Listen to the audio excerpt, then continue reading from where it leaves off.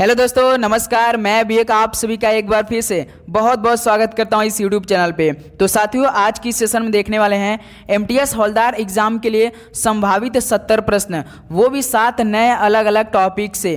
तो साथियों, पहला टॉपिक आपका रहेगा नदिया से 10 प्रश्न, दूसरा टॉपिक रहेगा आपका प्रमुख त्यौहार से 10 प्रश्न, भारत के लोक नृत्य से 10 प्रश्न, प्रसिद्ध कलाकार से 10 प्रश्न। यानी साथियों, जो आपका शुरुआती के 4 टॉपिक है, यहाँ से एमटीएस में कम से कम 6 से 7 प्रश्न आपको जरूर रिपीटेड देखने को मिलेगा। और आपका जो 5वां टॉपिक है, जैसे कि भारत के बांस है, ये साथियों इससे जो टॉपिक से सॉल्व बनता है ना, ये किसी शिफ्ट में सॉल्व रहता है तो किसी शिफ्ट में सॉल्व नहीं रहता है, तो भी साथियों हमें इसे पढ़ के जाना है। और आपका 6वां टॉपिक है संविधान स्रोत से, यानी 10 प्रश्न इससे रहेगा, तो हर शिफ्ट में 2 प्रश्न इससे भी पूछ लिया जाता है। और आपका 7वां टॉपिक पुस्तक लेखन से, इससे तो भाई साहब कम से कम 2 प्रश्न हर शिफ्ट में आपसे जरूर पूछा जाएगा। तो साथियों, आज की सेशन में मोस्ट रिपीटेड क्वेश्चन करने वाले हैं। तो आपका सही करने का लक्ष्य कितना दिया यार आपको? 65।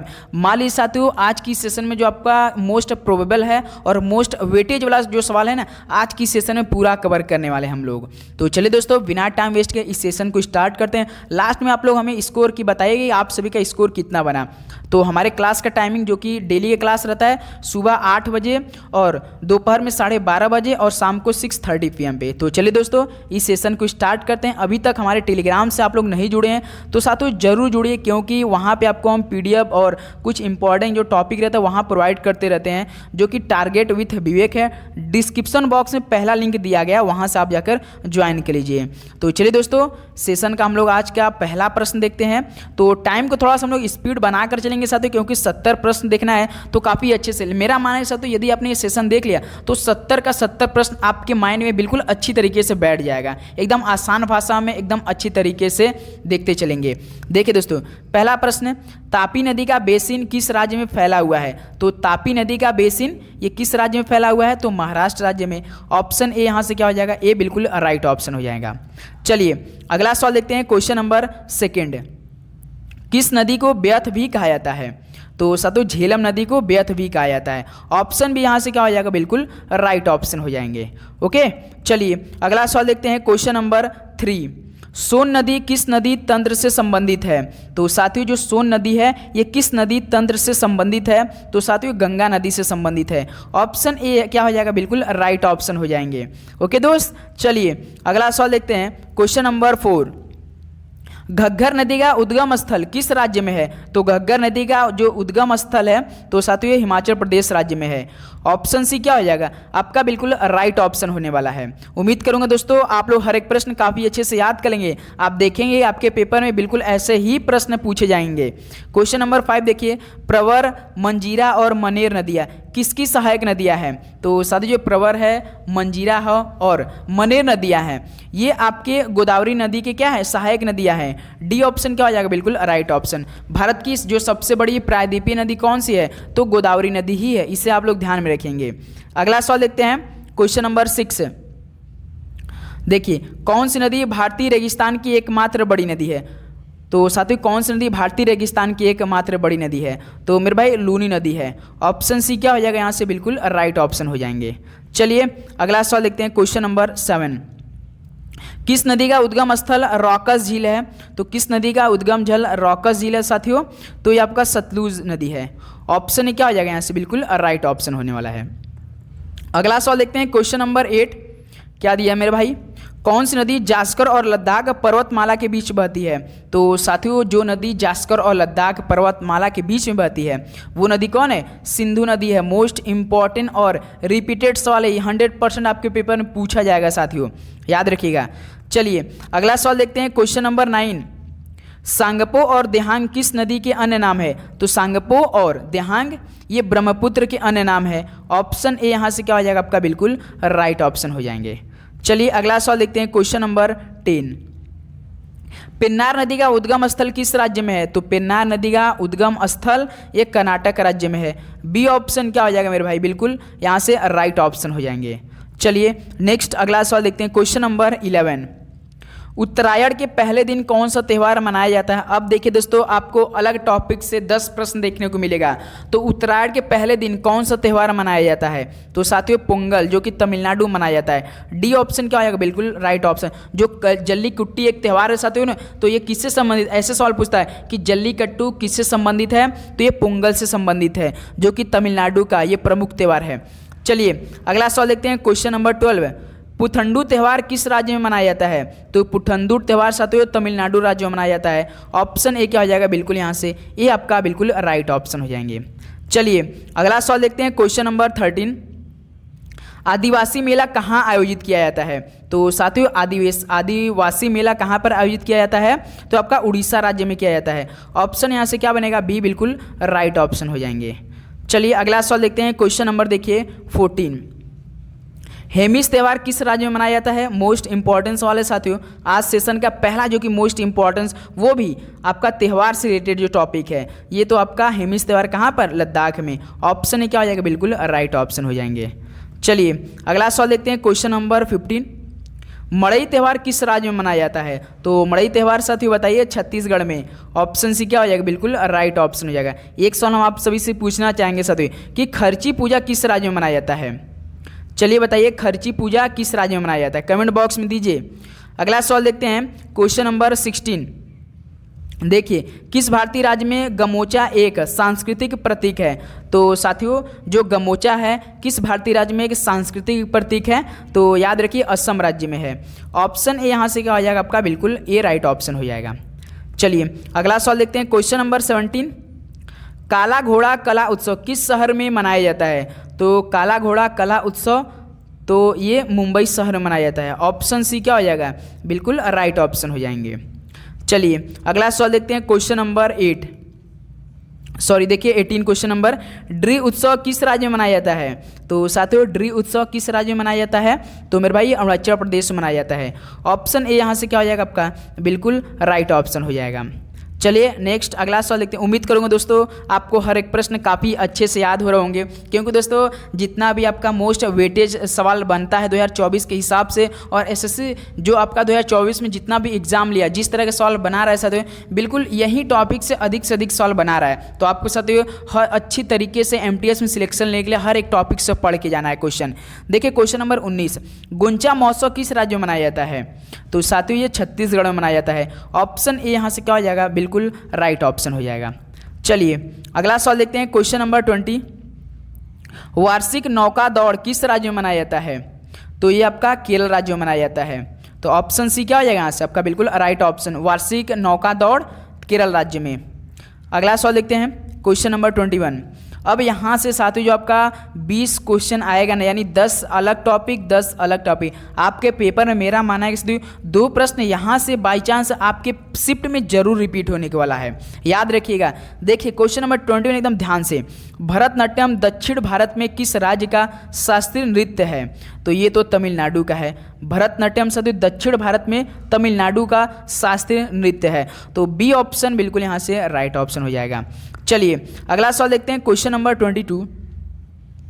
मोहिनीअट्टम एकल शास्त्रीय नृत्य शैली किस राज्य से संबंधित है। मोहिनीअट्टम एकल शास्त्रीय नृत्य शैली, तो साथियों ये केरल राज्य से संबंधित है। ऑप्शन ए क्या हो जाएगा, बिल्कुल राइट ऑप्शन हो जाएगा। चलिए अगला सवाल देखते हैं, क्वेश्चन नंबर 23। कथक भारत के किस भाग का प्रमुख नृत्य है, बताइए साथियों। तो ये उत्तरी भारत का है। जो कथक है साथियों भारत के किस भाग का प्रमुख नृत्य है, तो उत्तरी भारत का है। तो बी ऑप्शन यहाँ से क्या हो जाएगा, बिल्कुल राइट ऑप्शन हो जाएंगे। ओके चलिए अगला सवाल देखते हैं, क्वेश्चन नंबर 24। 16वीं शताब्दी में वैष्णव संत महापुरुष शंकरदेव ने किस शास्त्रीय नृत्य की शुरुआत की थी। जो साथियों 16वीं शताब्दी में वैष्णव संत महापुरुष जी थे, जो कि उनका पूरा नाम था वैष्णव संत महापुरुष शंकरदेव। इन्होंने साथियों सत्रिया का क्या किया था, शुरुआत किया था। डी ऑप्शन क्या हो जाएगा, सत्रिया बिल्कुल राइट ऑप्शन हो जाएंगे। चलिए अगला सवाल देखते हैं, क्वेश्चन नंबर 25। कौन सा नृत्य पारंपरिक रूप से असम के चाय की खेती करने वाले द्वारा किया जाता है। तो साथियों ऐसा कौन सा नृत्य जो कि पारंपरिक रूप से असम के चाय की खेती करने वाले द्वारा किया जाता है, तो मेरे भाई ये आपका झूमर है। ऑप्शन क्या आ जाएगा, बी बिल्कुल राइट ऑप्शन हो जाएंगे। चलिए अगला सवाल देखते हैं, क्वेश्चन नंबर 26। छोलिया नृत्य शैली किस राज्य से संबंधित है? तो साथियों उत्तराखंड राज्य से संबंधित है। ऑप्शन ए यहाँ से क्या हो जाएगा आपका बिल्कुल राइट ऑप्शन हो जाएंगे। चलिए नेक्स्ट अगला सवाल देखते हैं। क्वेश्चन नंबर 27, पाइका नृत्य इनमें से किस राज्य से संबंधित है? तो पाइका नृत्य साथियों किस राज्य से संबंधित है? तो झारखंड से है। ऑप्शन यहाँ से क्या हो जाएगा बिल्कुल राइट ऑप्शन। एक सवाल हम आप सभी को और देना चाहेंगे साथियों कि बताइए कि जो सरहुल त्यौहार है ये किस राज्य से संबंधित है? इस सवाल का हमें राइट ऑप्शन कमेंट बॉक्स में दीजिए। नेक्स्ट अगला सवाल देखते हैं। क्वेश्चन नंबर 28, नृत्य शैली छरही की उत्पत्ति किस राज्य में हुई है? तो छरही की उत्पत्ति साथियों जो कि एक प्रकार की नृत्य शैली है, इसकी उत्पत्ति हिमाचल प्रदेश से हुई है। तो बी ऑप्शन क्या हो जाएगा यहाँ से आपका बिल्कुल राइट ऑप्शन हो जाएगा। ओके दोस्त, चलिए अगला सवाल देखते हैं। क्वेश्चन नंबर 29, उड़ीसा में युवा लड़कों के नृत्य को क्या कहते हैं? तो उड़ीसा में जो युवा लड़कों के नृत्य को साथियों आपका गोटी पुआ कहा जाता है। ये आपसे सवाल पूछा जाता है ना कि गोटी पुआ किस राज्य में किया जाता है? तो उड़ीसा राज्य में किया जाता है। उड़ीसा में जो साथियों युवा लड़के करते हैं ना, इसको गोटी पुआ के नाम से जाना जाता है। याद रखिएगा ये ऑप्शन क्या हो जाएगा बिल्कुल राइट ऑप्शन हो जाएंगे। चलिए अगला सवाल देखते हैं। क्वेश्चन नंबर 30, यक्षगान नृत्य किस राज्य से संबंधित है? मोस्ट इंपॉर्टेंट सवाल है दोस्त। आज इस सेशन का जो आपका यक्षगान नृत्य है ना, ये आज की सेशन का रामबाण प्रश्न होने वाला कर्नाटक से संबंधित है मेरे भाई। आपके पेपर में या आपकी शिफ्ट में जरूर सवाल आएगा ये यक्षगान नृत्य जो कि कर्नाटक राज्य से संबंधित है। चलिए अगला सवाल देखते हैं। क्वेश्चन नंबर 31, 1981 में अखिल भारतीय गंधर्व महाविद्यालय द्वारा डॉक्टरों की उपाधि से किसे सम्मानित किया गया था? तो साथियों इस तरह का जो आपका 10 प्रश्न आएंगे ना, बिल्कुल ये मान के चलिए साथियों एसएससी का ये फेवरेट सवाल रहता है और आपके पेपर में जरूर सवाल पूछता है। जैसे देखिए 31 क्वेश्चन दिया है कि 1981 में अखिल भारतीय गंधर्व महाविद्यालय द्वारा डॉक्टरों की उपाधि से किसे सम्मानित किया गया? तो दोस्त याद रखिए केलुचरण महापात्र को किया गया था। ऑप्शन यहाँ से बी क्या हो जाएगा बिल्कुल राइट ऑप्शन हो जाएंगे।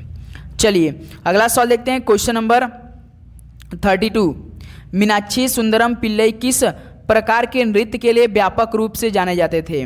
तो बताइए साथियों, तो भरतनाट्यम के लिए जाने जाते थे। जो मीनाक्षी सुंदरम पिल्लई थे साथियों वो किस नृत्य के लिए व्यापक रूप से जाने जाते थे? तो भरतनाट्यम से। चलिए अगला सवाल देखते हैं। क्वेश्चन नंबर 33, केरल संगीत नाटक अकादमी फेलोशिप 1974 किसने प्राप्त किया? तो साथियों जो केरल संगीत नाटक अकादमी फेलोशिप था 1974, ये कलामंडलम कल्याणी कुट्टी अम्मा ने क्या किया था? प्राप्त किया था। ऑप्शन ए क्या हो जाएगा बिल्कुल राइट ऑप्शन। देख लीजिए ध्यान से, नाम भी काफ़ी लंबा चौड़ा है, इसे अच्छे से याद करेंगे आप लोग। चलिए अगला सवाल देखते हैं। क्वेश्चन नंबर 34, ई कृष्ण अय्यर किस शास्त्रीय नृत्य शैली से संबंधित है? तो बताइए, तो ये भरतनाट्यम से, जो ई कृष्ण अय्यर साथियों ये भरतनाट्यम शास्त्रीय नृत्य शैली से संबंधित है। अगला सवाल देखते हैं। क्वेश्चन नंबर 35, भरतनाट्यम के लिए 2009 में पद्म भूषण जीतने वाली जोड़ी कौन है? बताइए, जो भरतनाट्यम के लिए साथियों 2009 में पद्म भूषण जीतने वाली जोड़ी वो कौन है? तो एक तो साथी वन्नाडील धनंजय और शांता धनंजय है, दोनों का सेम नाम है, जो कि 2009 में साथी पद्म भूषण जीता था। किसके लिए जीता था? भरतनाट्यम के लिए। तो इस तरह से ऑप्शन ए क्या हो जाएगा बिल्कुल राइट ऑप्शन हो जाएंगे। ओके चलिए अगला सवाल देखते हैं। क्वेश्चन नंबर 36, छऊ में योगदान के लिए वर्ष 2016 में संगीत नाटक अकादमी पुरस्कार से किसे सम्मानित किया गया है? तो बताइए साथियों छऊ में योगदान के लिए वर्ष 2016 में संगीत नाटक अकादमी पुरस्कार से किसे सम्मानित किया गया है? तो मेरे भाई ये गोपाल प्रसाद दुबे को। ऑप्शन सी गोपाल प्रसाद दुबे आपका बिल्कुल राइट ऑप्शन हो जाएंगे। चलिए अगला सवाल देखते हैं। क्वेश्चन नंबर 37, 2018 में कुचिपुड़ी में संगीत नाटक अकादमी पुरस्कार किसने जीता? 2018 में कुचिपुड़ी में संगीत नाटक अकादमी पुरस्कार जीता था। तो मेरे भाई पशुमार्थी रामलिंग शास्त्री ने जीता था। ऑप्शन ए पशुमार्थी रामलिंग शास्त्री ने। ऑप्शन ए क्या हो जाएगा यहाँ से आपका बिल्कुल राइट ऑप्शन हो जाएंगे।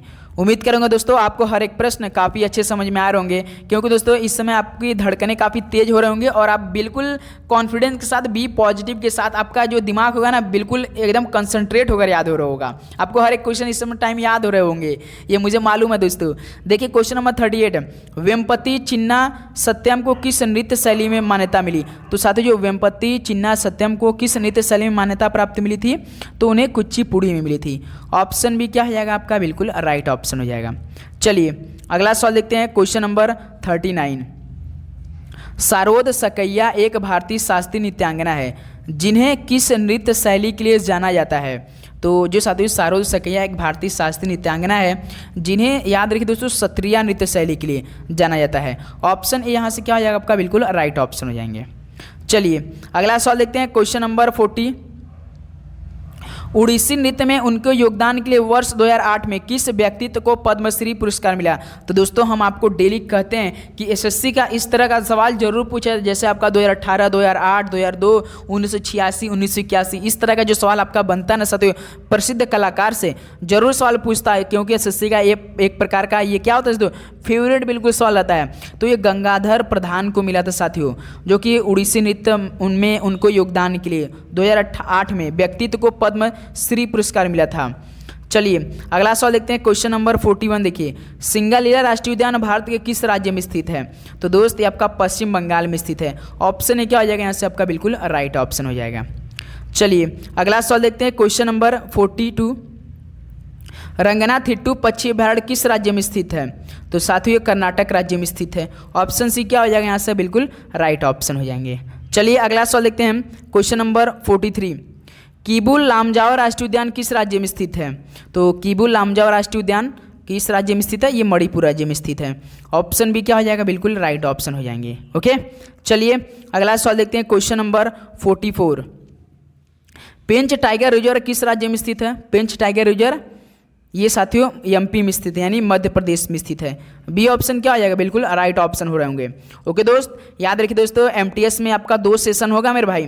पहला सेशन मैथ रीजनिंग जिसे आपको केवल क्वालिफाइंग करना था साथियों, इसमें तो ऐसा कोई भी स्टूडेंट नहीं रहता जो कि उससे क्वालिफाइंग ना करे, उसमें हर एक भाई हमारे क्या करेंगे उसको क्वालिफाइंग करके आएंगे। और जो मेन साथियों आपका रहता है जीके आपका प्लस इंग्लिश रहता है, इसमें इसी से आपका मेरिट लिस्ट बनता है साथियों, जो कि आपकी तैयारी भी काफ़ी दमदार हो रही होगी साथियों। देखिए क्वेश्चन नंबर 45, नागरहोल राष्ट्रीय उद्यान कहाँ पर स्थित है? तो मेरे भाई कर्नाटक में स्थित है। जो नागरहोल राष्ट्रीय उद्यान है कहाँ पर स्थित है? कर्नाटक में स्थित। डी ऑप्शन क्या हो जाएगा बिल्कुल राइट हो जाएगा।